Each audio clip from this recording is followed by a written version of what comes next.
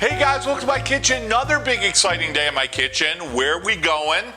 I'm thinking we're going to go to Rome, Italy. What are we making? We're making gnocchis. Gnocchis are kind of like a dumpling, commonly made with potato. You'll see those recipes. That's a common, probably the most common form of gnocchi. But believe it or not, they're often made with a semolina flour only and baked with cheese. So we're coming into fall, and pumpkins and squash, they're really plentiful at this time of the year. And you can use really anything. Believe it or not, you can use all different types of vegetables in gnocchi to mix them in the dough, or you can mix them in a sauce to put on top of the gnocchi, you'll see. But today we're going to actually mix pumpkin right into the dough, and it is good and it is delicious and it's fun. And don't be intimidated, they're a lot of fun to make. A couple other things too. We're going to make pasta. So when you make pasta by hand, you know, I don't want to say it's time consuming, but it certainly takes a little bit longer to do. I can remember working with my grandmother, Nonna Borio, and I remember talking to her one time, and I was saying, man, wouldn't it be cool if they had a machine that could make these different types of pasta? And I was a little kid making pasta with her. She had this piece of plywood and a rolling pin, and she'd make magic off of this plywood and rolling pin, you know. And she said to me, you know, she looked down and she said, you know, Joey, she said, sometimes the point of making a pasta is not to get it over with as quick as possible. And it was a great lesson. It was really her teaching me it's cultural and it's a social time.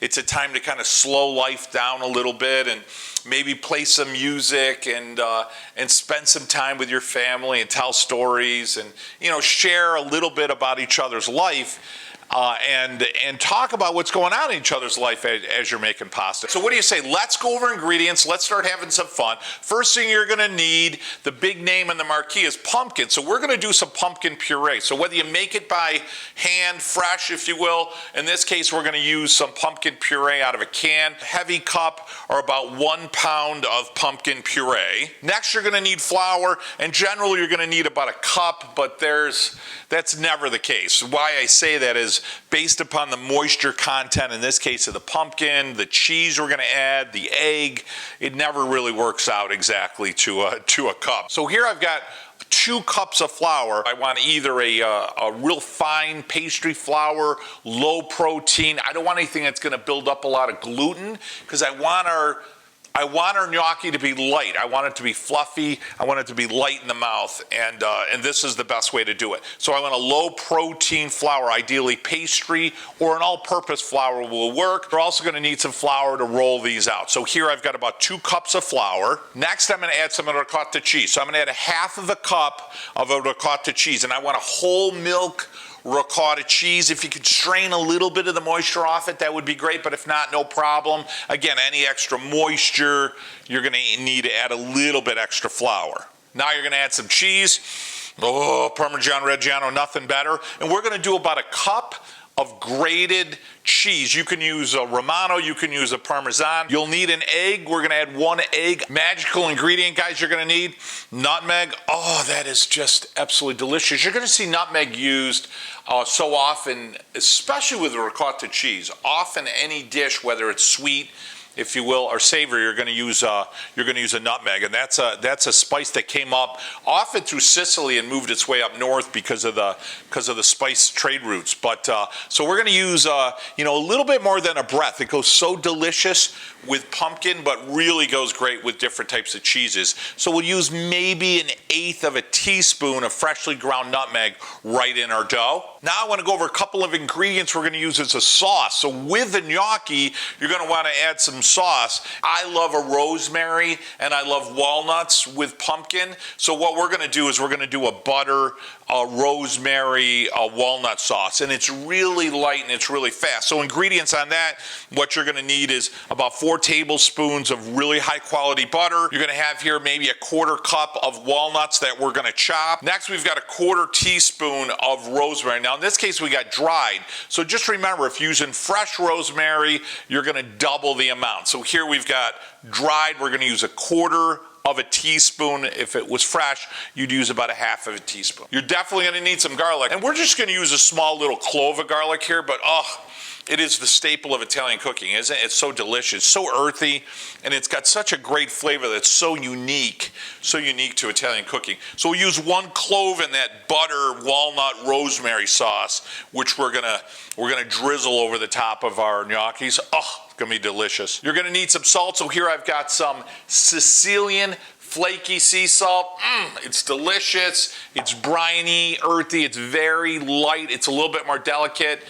It's sexy. Anything from Sicily is sexy. Anybody Sicilian out there knows what I'm talking about. You're going to want fresh ground pepper. Next, you're going to need some olive oil. So I know you're thinking, geez, I want extra virgin Italian olive oil for sure. I want a grassy, earthy, peppery. Where would I go? I know where I would go. I'd go right to my website or my Facebook or Instagram page, Cooking Italian with Joe. And anybody new to our channel, we own a farm in Italy. We co-op with a whole group of farms in Puglia, Italy, just above the heel, to bring you some of the best extra virgin olive oil you're ever going to have. It's called Vito and Joe's, and I named the company after my 2 kids. And just go right on one of the websites or the platforms, click buy it now. We'll drop ship you a couple of bottles right to your front doorstep. I like to think of it as taking a trip to Italy right in a bottle. Okay, what do you say? Let's start cooking. Guys, first thing we're gonna do is we're gonna start with a bowl. Add a cup of our flour, pinch of our Sicilian salt, maybe a half a teaspoon of fresh ground pepper, 1/8 of a teaspoon of our nutmeg. Oh, the aroma of that is so delicious. Now we're gonna add our cup of cheese, and then we're gonna give that a nice stir. And then what we're gonna do as best as you can, just open up a well in there. So get all the flour to the outside, and now we're gonna add our wet ingredients. Egg, ricotta cheese, pumpkin, and then what to do is give it a stir here to get your wet ingredients mixed, and then very slowly you'll start to incorporate that flour. As you keep stirring it, you won't be able to stir it anymore. It'll start to incorporate enough flour where it starts to make a dough. You can see it right now. See how it's starting to stick together? Now, one of my magic ingredients here that my grandmother taught me, you want to use a pastry knife or a pastry cutter, and the reason being is I don't want to create gluten. I don't want this thing to become a big thick ball of bread. So this is going to break it up without kneading it, if you will.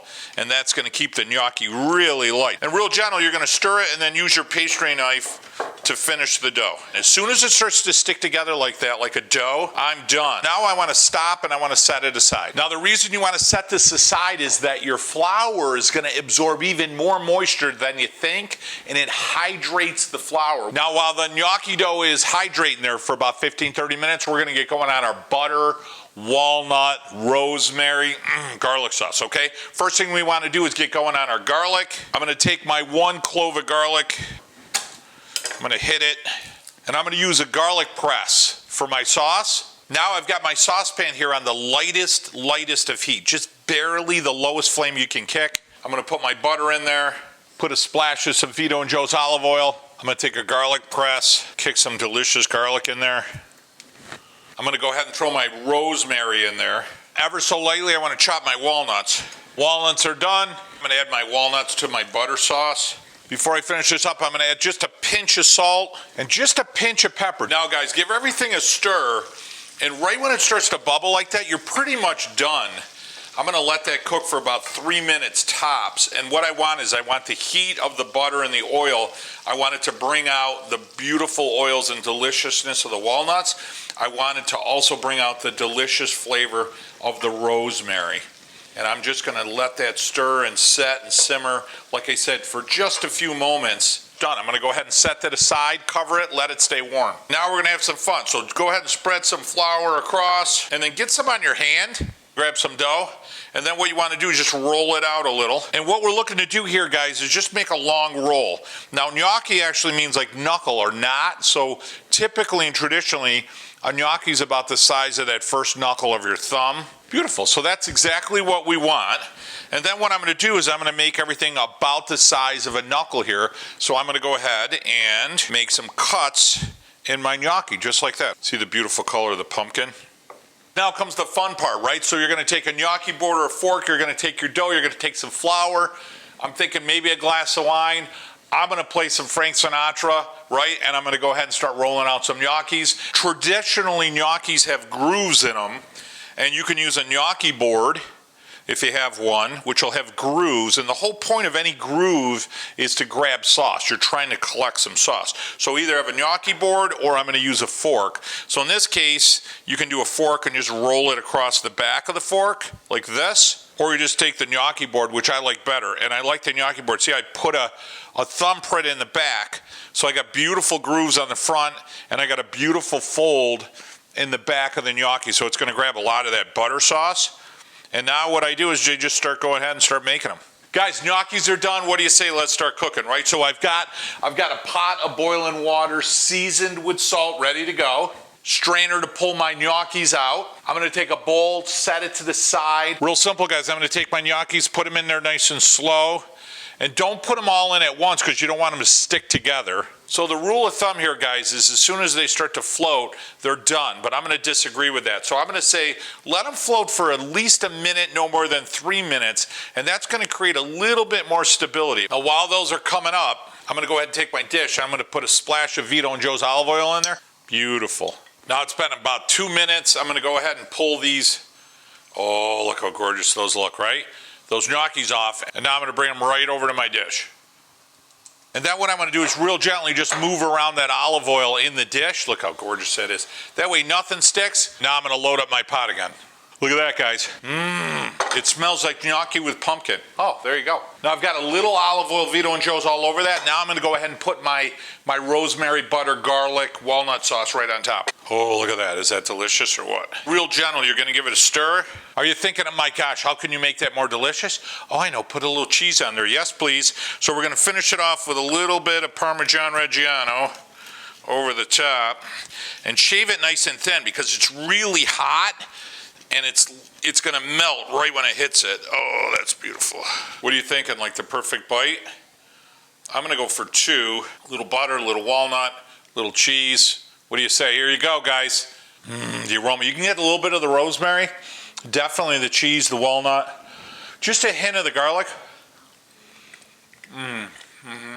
The texture of the gnocchi is just perfect. It's light and pillowy, but it's got some stability to it. And you get the cheese with the walnut, and as you keep chewing it, right near the end, you're really starting to get that pumpkin. And I'll tell you what I love about the butter sauce with the walnut is it doesn't take away from the flavor of the gnocchi. So the gnocchi is so delicious in and of itself. I love the crunch of the walnut as you're chewing in on the gnocchi.